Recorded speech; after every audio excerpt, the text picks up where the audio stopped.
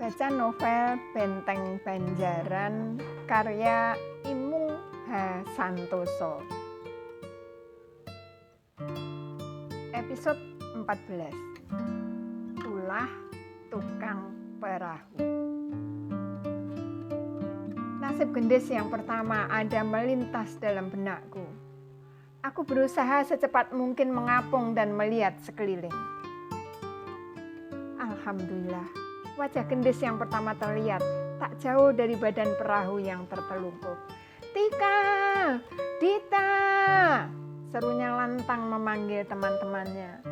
Matanya nanar melihat sekeliling. Nafasnya masih berpacu. Rona kepanikan terlihat di wajahnya. Terus terang, wajahku berbinar melihatnya menyembulkan kepalanya. Alhamdulillah, dia bisa selamatkan diri. "Gendis!" seruku memanggilnya. Bergegas aku berenang mendekatinya. Dia menengok dan tersenyum. Senyum yang selalu kurindu. Ingin aku memeluknya, bisa melihatnya kembali. Sayang, aku tak punya nyali untuk melakukannya. "Alhamdulillah, kau tidak apa-apa." Dia menggeleng. Kulihat tangannya erat menarik pelampung seseorang. "Siapa?" tanyaku karena tak bisa melihat wajahnya. "Mbak Bening." "Biar ku bantu," kataku sambil menarik Bening. "Gak apa-apa, biar saja," jawabnya sambil mengalihkan pandangan dan mempertahankan agar Bening tak lepas dari pegangannya. Mbak Bening, Mbak," sapanya sambil memanggil-manggil Bening yang masih terpejam. "Tepuk pipinya," saranku. Mbak Bening, Mbak," sapanya sambil menepuk-nepuk pipi Bening.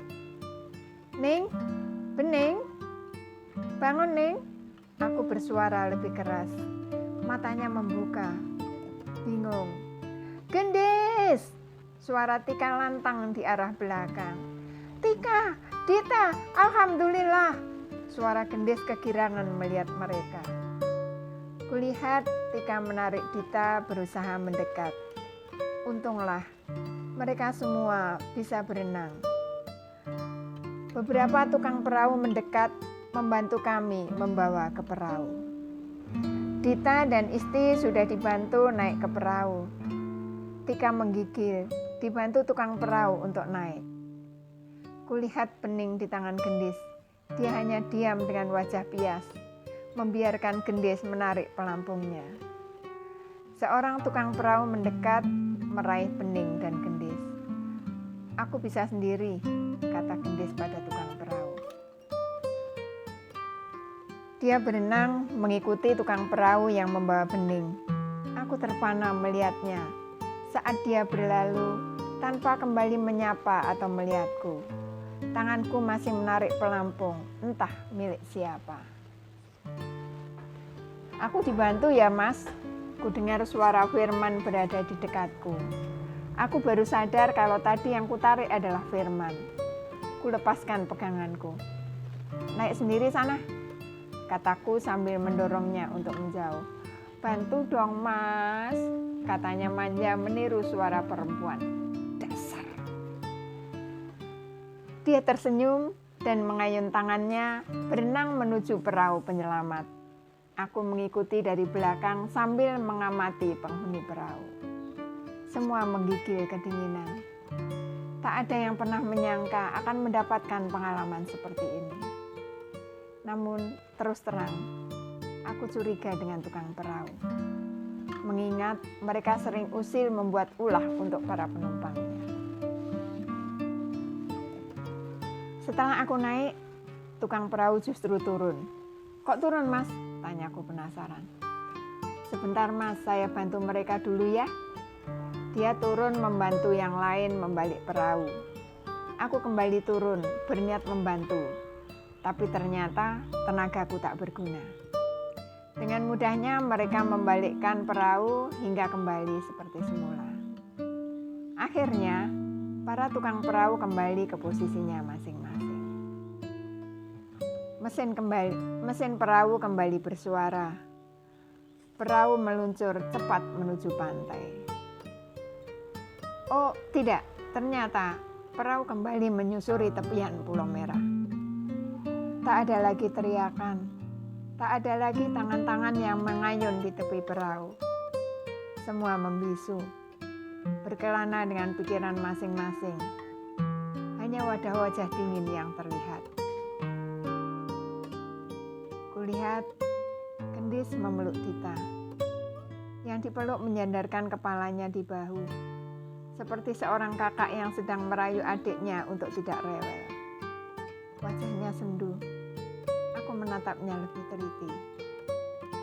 Sayang, aku hanya bisa melihat punggungnya. Kuputuskan untuk berpindah ke haluan. Kulihat Bening berpegangan erat dengan Isti. Tika duduk mencangkung sendiri, tatapannya jauh, yang dipandang seakan jauh di balik cakrawala. Kucolek pundaknya, dia terkejut, menjauhkan pundaknya dari tanganku. Aku memberi kode untuk lewat dan pindah ke haluan. Dia tersenyum, mempersilahkan aku melewatinya. Melamun, sapaku asal. Dia mengedikkan baunya, aku tersenyum. Semua akan baik-baik saja. Iya, jawabnya sambil mengangguk. Pandangannya mengarah ke tempat di mana perahu tadi terbalik. Dia menarik nafas panjang. Aku urung lanjut ke depan saat mendengar Dita bersuara. Untung aku tidak terseret gelombang. Aku tidak bisa berenang, kata Dita. Gelombangnya baik hati, dia nggak mau bawa kamu, saut Gendis. Gelombangnya nggak punya hati, sautnya. Punyalah. Nggak punya. Punya. Hatinya mana coba? Di dada. Emang gelombang punya dada? Punya. Di sebelah mana? Aku tersenyum sendiri mendengar perdebatan mereka. Kalau dituruti nggak akan ada habisnya. Ayo, di mana dadanya, Dis? Nggak bisa jawab kan? Katanya sambil menegakkan kepala dan menjauhkan kepalanya dari bau Gendis.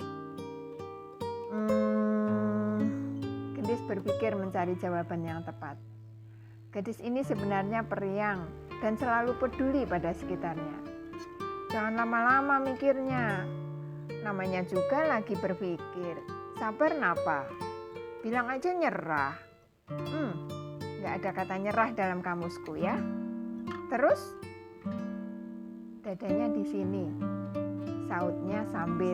Sautku sambil menunjukkan dadaku. Mereka menengok ke arahku. Dita tersenyum. Gendis terkejut mendengar jawabanku. Mas Dayu pintar, kata Dika sambil bertepuk tangan.